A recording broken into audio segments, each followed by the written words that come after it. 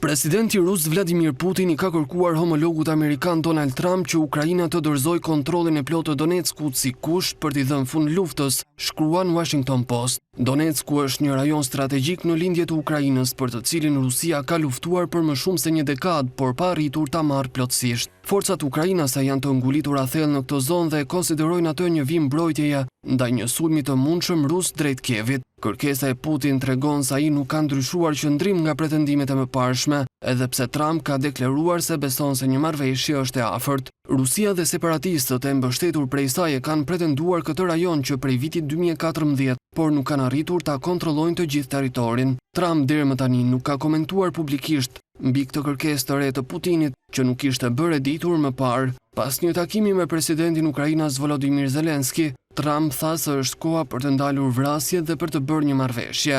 Mjaft gjak është erdhur. Rusia dhe Ukraina duhet të ndalen aty ku janë. Le të pretendojnë të dy fitoren dhe le të vendosë historia, që shprehur Trump. Ndërkohë gjatë telefonatës, Putin është shprehur I gatshëm të tërhiqet nga pjesë të Zaporizhjas dhe Khersonit nëse merr Donetskun. Disa zyrtarë në shtëpinë e bardhë kanë cilësuar këtë si një hap përpara ndonse I pamjaftueshëm.